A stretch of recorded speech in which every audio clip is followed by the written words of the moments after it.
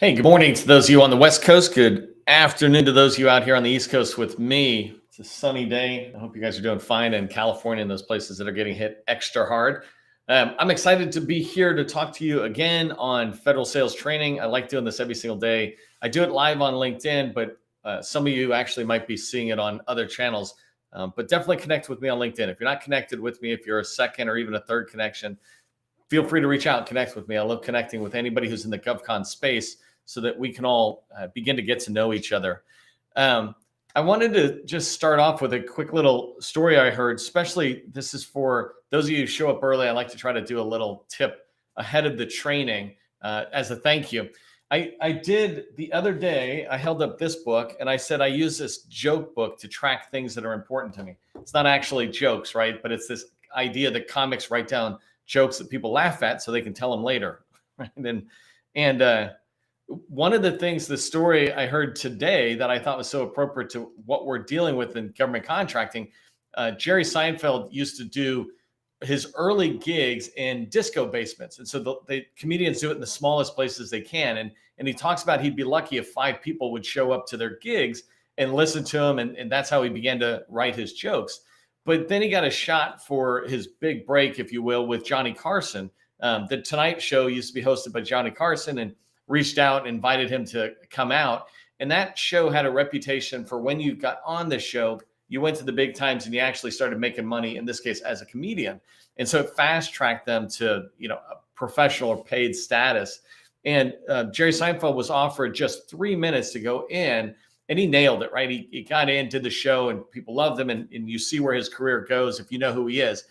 And somebody asked him, how much preparation did he do before, like how many times did he practice that 3-minute sketch?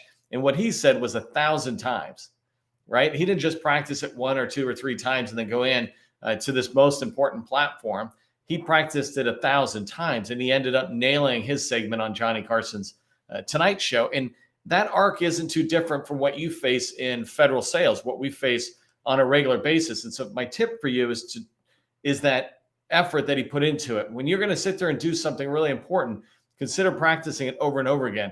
For example, when you're going to be introducing your company to a teammate or a buyer, practice that message over and over again. Role play it with people, teaming partners, friends in the industry, people in your company, your dog, your mirror. Role play it so that you've got it nailed, right? It should be this comfortable thing that it just seems comfortable to hear, not a stock elevator pitch that sounds so perfect. It should be you coming out talking about your company and what you like about it and what you can do for, buyers, et cetera. So anyways, that's today's tip. Hope you found that helpful. In today's training, I'm going to talk about how contract vehicles like the 8A Stars 3 in particular, they're not licenses to hunt. They're licenses to farm. In fact, all of federal government contracting, like I'm saying, is farming. It's not hunting. 3 ways to make money in the federal government that I describe is through small businesses, subcontracting under them, through agencies by priming for them, and with large companies teaming with them as a subcontractor. Because if you're priming, they're under you, right? Those 3 ways, what I'm going to talk about for farming and hunting relates to all 3 paths. It doesn't matter what stage of your journey you're on. I am going to be speaking specifically to people who might have a contract vehicle and who see it as a license to hunt and try to convince you that it's a license to farm. But it's the same activity, right? If you put enough activity in, you're going to be farming. And I'll talk more about that in a second. Let me turn off my caption here before I forget about it all day long. If you don't know who I am, my name is Neil McDonald. I'm the president of the GovCon Chamber of Commerce, and I want to welcome you to my daily sales training where I provide process and procedures for success in the federal market. I've spent 20 years as a small business owner in the federal market, and since 2018, I've been teaching people like you that government contracting is not a secret. It's just a process, and a process is going from A to Z, and when you follow a process, you should have predictable results, and that's what I want from you when I teach you process steps like I'm going to teach you today. So before we get started, do me a favor, in the chat, put your name, your company name, your core competency, 2 or 3 words. Let buyers know who you are. Let me and others in our community know who you are so that we can begin to build connections, or if we want to sit there and follow up with you and get you on a team or even buy from you, we know who you are. even if you've come to more than one training, right? I've done over 100 trainings in a row, over the last 6 months. And many of you have been to 25 or 50 or more. Keep putting your name in. It's a marketing touch every time you put it in. Don't get tired of putting your company name and your core competency out there. People need to hear it 20, 40, 60 times before they begin to see it. And so I think you should come to the next 20, 40, or 60 trainings I do and put your company name and your core competency in. If this is your first time, know that we have larges that come in here. We have smalls and medium-sized smalls in there. And we also have buyers who come in. You'll see buyers come in and get engaged. And as we continue to go forward and they can find this is an easy place to come to find small businesses of various capabilities, it works well for them because their job is to find small businesses that might help them with their mission. So again, put it in the chat so people know who you are. Okay, so let me get rocking and rolling here. And today I'm going to talk about two big things. Really, the bulk of what I'm going to talk about is farming and how you can do that. But I want to start with the difference between farming and hunting and just really what I mean by that, right? So hunting to me, by the way, just to cut to the short, that's a single day activity. If you're going to hunt, you typically get up, you go hunting, and you come back with results, right? You're expecting to go out. And fishing to me is hunting as well, right? You're going out, you're dropping your line in the water, and you're hoping to catch a fish, and you come back. That's all single day activity. You're expecting very quick results. And all through my career as a government contractor, I used to hear this phrase that contract vehicles are licensed to hunt. Or even if you were in SAM, right? Hey, if you're in the federal government, you registered in SAM, now you got a license to hunt. Go hunt down that, $50 trillion in government spend or whatever. And that's not true. It is not a license to hunt. And so let's talk about what hunting is, just so we're clarifying it, right? I said it's a one-day activity. But really, what is hunting when you think about it? Fishing, for example, you stand there and you throw a line and you wait for a lot of fishing, right? You got bait on your hook, you throw it in, you just wait until the fish comes along, magically bites your hook, and you reel them in. Hunting, deer hunting as an example, is you get prepped, you go out. Some people even get into a deer stand, which is just this platform in a tree, and they wait for the deer to come along and they land the deer without getting too gruesome. And I don't even call it hunting, right? I actually call it waiting. Hunting, if you stalked that deer and that deer could smell you and run and you have to chase them, that's hunting. But sitting in a tree waiting for them to come along it's not a lot of work. And to me, it's waiting. And when we think that federal government contracting might be something like hunting, where we just wait or we just get a contract vehicle and now it's going to start rolling in. It's like, well, it's not. The 8A Stars 3, which is my example today that I'll come back, that has over 1,000 small businesses on it, right? That is a golden ticket, but it's a golden ticket to farm, not a golden ticket to wait for business to drop in your lap. If that makes sense, do me a favor and put, what can I have you put in there? Say, like hunting is, I don't want to say hunting's bad because I'm not trying to knock people who hunt, half the country hunts or something, but no hunting in the federal government. So somebody put some chat in there that lets me know that it makes sense that this is not hunting, right? We don't do hunting in federal government. If I equate it to sales, if you've never heard this, there's two types of sales, basically. There's transactional sales and there's consultative sales. And transactional sales are like somebody's going to sign up for a gym. I call them, they're interested in getting in shape. I sell them on it, and pretty much they're signing up that same day, right? They walk into my gym, I sign them up, they're there. Transactional sales are typically same day. You don't have any follow-up. Consultative sales is where you're consulting with the customer, the buyer, on their needs, and you're talking to them about what are the requirements they have, challenges, et cetera. And it's done through a series of meetings. In the federal space, typical life cycle of a sale is 6 to 24 months, let's say, right? And it doesn't mean you have to wait for 24 months to get any sale. It just means if you're going for ones that are that far out, you could be consulting that long. And that's just called capture. You identify an opportunity and you're shaping it. And we'll talk more about that. So there's two types of sales, though. Transactional is basically same day, and consultative is long term. Government contracting is consultative. So let's talk about farming. And I want to give you an example for farming where sales, in this case, let's say sales is bread and you want bread. right? In government contracting, we want to make a sale or we want to land a contract. And so you got to go through these steps if you reverse engineer what it takes to eat bread. In order for you to have bread to eat, you must make the bread. And before you can make the bread, you must have flour to knead and mix and put in the oven and have it rise, right? And in order to have flour, you must harvest wheat. In order to have wheat to harvest, you need to be out there on a regular basis, watering that crop and caring for that crop, pulling the weeds out, making sure the bugs are not eating it. And in order for you to have a crop of wheat, you must plant the seeds. In order for you to plant seeds, and before you can even plant the seeds, you need to get that land, that soil, prepared with rows in it so you can go along and start putting in seeds down there. And before you can even have the soil ready, you need to till the land, right? And tilling it, turning that dirt into good soil. Not that I'm an actual farmer here, but you need to till that land so it's soil and it's ready for you to create the rows. And before you can till the land, you need to pull the rocks out of it, right? You need to go through and pull out stone. If you've ever gone to a new area where you want to have a farm or plant, you have to get rid of stumps. You have to get rid of stones that are in there. Get rid of these things that are in your way so that you can have soil, you can do the rows, etc. And you can't do any of that, and you can't till the land, pull the stones out, etc., unless you actually own the land. You can't own the land unless you're going to, unless you've negotiated for that land and you bought that land and now you own it. And all of that begins with you deciding you want to eat bread, or in our case, right, we decide we want to make sales. And the reason I'm saying that is when you look at that, that's really business development, capture, and proposal writing. Each one of those stages could be broken down. So if you think about some of the stages for business development, right, that's the phase where you're tilling the land and you're buying the land and you're getting it ready, removing the stones or something.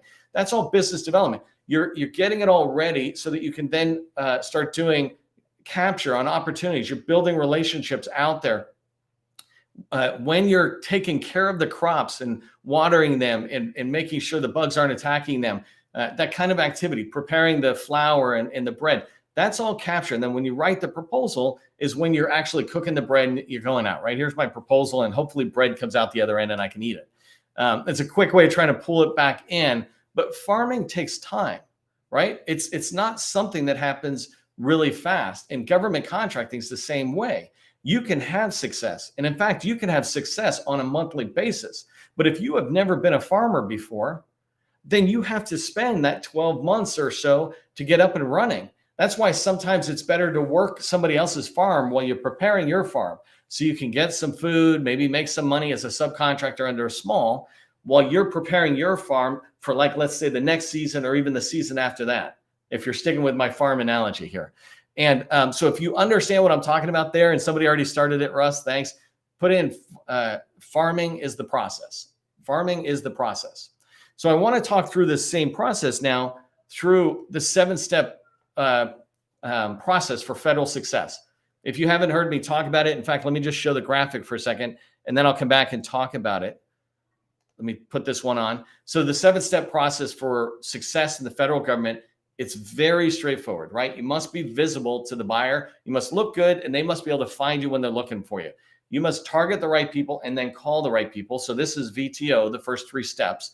And then the next thing is when you start having outreach, you build relationships that will help you identify opportunities that can go into your pipeline. And when you have the right opportunities in your pipeline, you can write winning proposals, and those winning proposals will start generating sales for you. So if you keep those ones in mind, I'm just going to turn that off for a second and bring you back to me. So when you keep that in mind, let's walk it back and think about what is farming and government contracting, right? It's this idea of going out and kind of working hard, but it's not miserable hard. Everything worthwhile is going to be taking a little bit of work, right?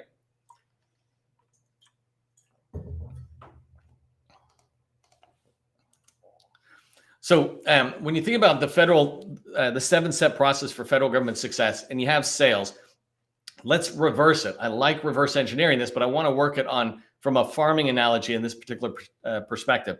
So when I talk about proposals and getting proposals out, I always describe them as winning proposals.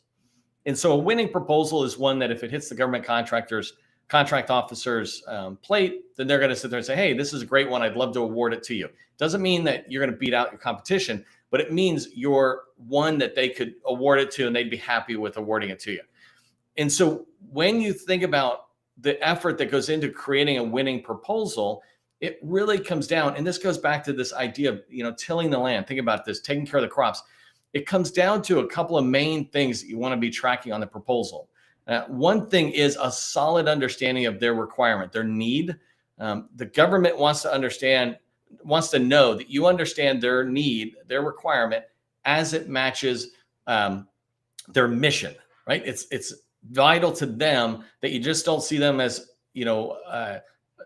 a random customer that you just throw a stock proposal at, but you actually are looking at their needs and their mission and saying, okay, here's our recommendation based on that. It's not the same thing we would do for the Army because the Air Force has got a different mission. And so you're writing a recommendation on their particular need. When you are doing this, and I described yesterday that you should be talking about the why, right? Make sure you write to the why. But the part that's important in here, and the part that I want you to understand, is it ties back into capture, because opportunity and proposal here, it's all during the capture phase. Theoretically, you're starting to write your proposal long before the RFP drops. But when you're writing your recommendation or your solution, part of the activity you should be doing is reaching out to the government buyer and vetting your solution with them. That means telling them, hey, you have this requirement. I'm thinking about proposing this solution. How do you feel about that? Does it hit the mark that you're looking for? And when you start having that conversation, you're strengthening your proposal. Just to stick with this farming analogy, you're making sure your crop is strong so that when you harvest it, it's going to deliver you the wheat you want. In this case, you're making sure that your proposals are those winning proposals that you've already vetted with the buyer. When it gets to them, they're not going to be surprised. They're going to sit there and say, I remember that.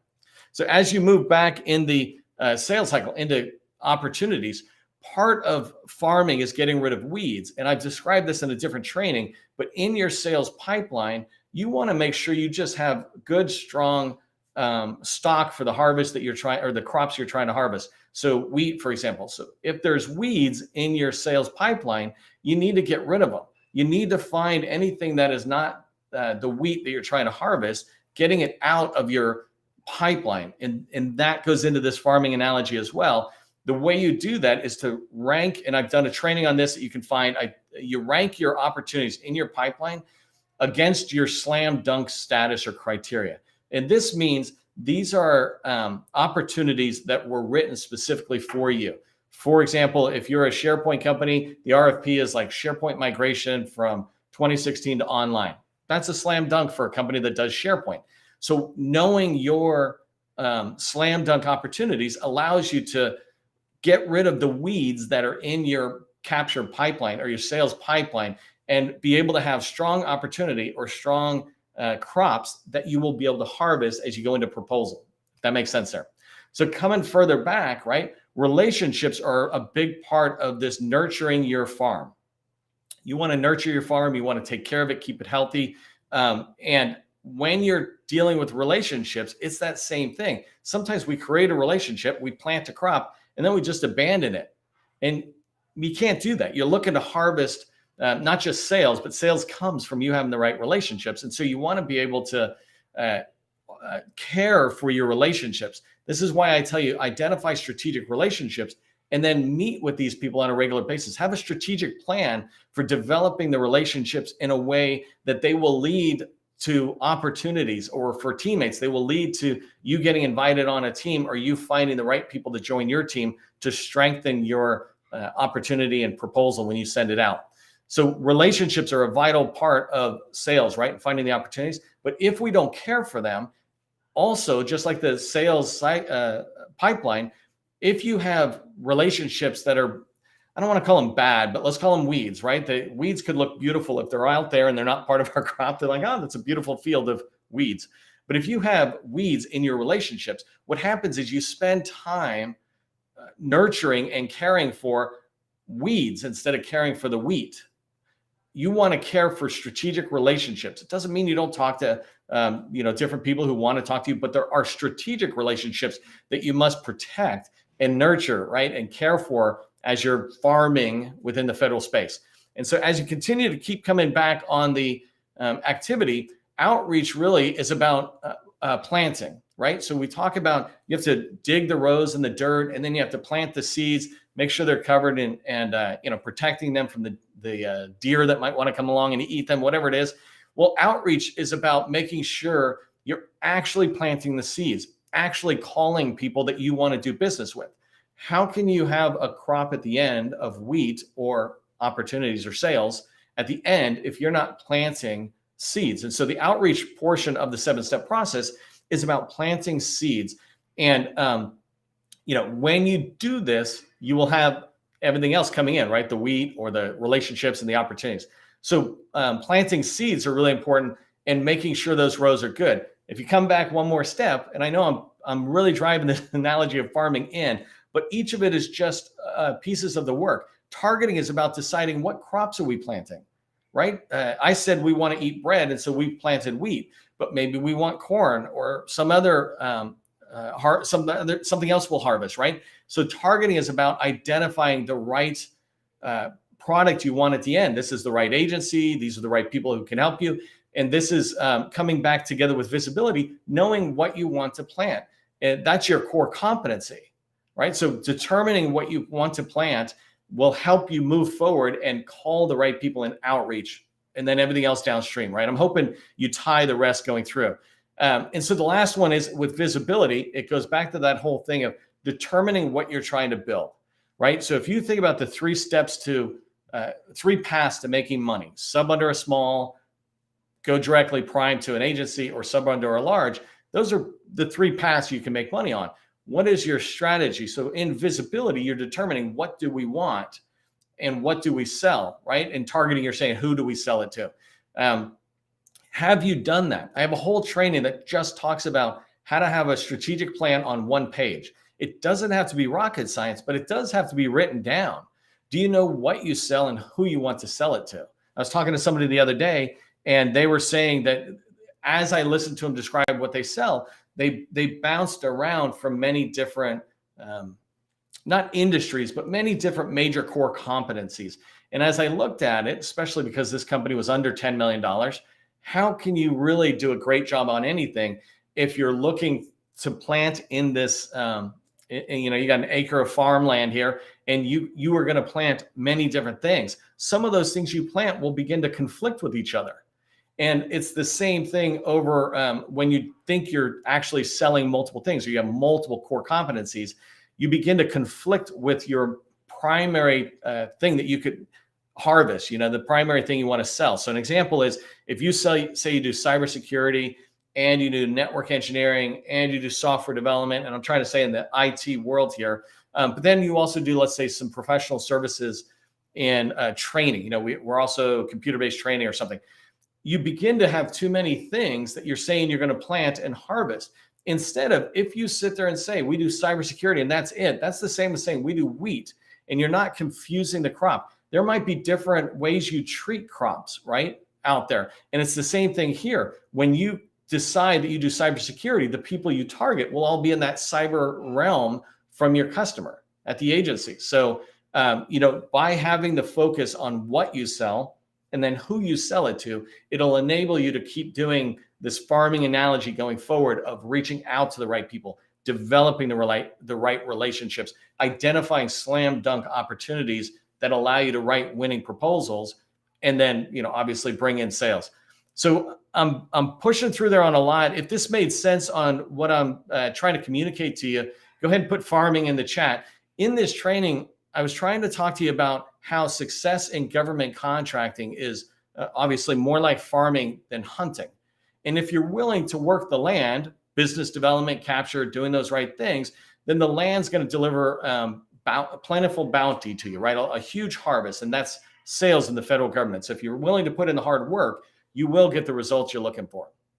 So, okay, that wraps up today's training. If you like today's training, give me a thanks in the chat. And remember, government contracting, it's not a secret. It's just a process. I'll see you in the next training.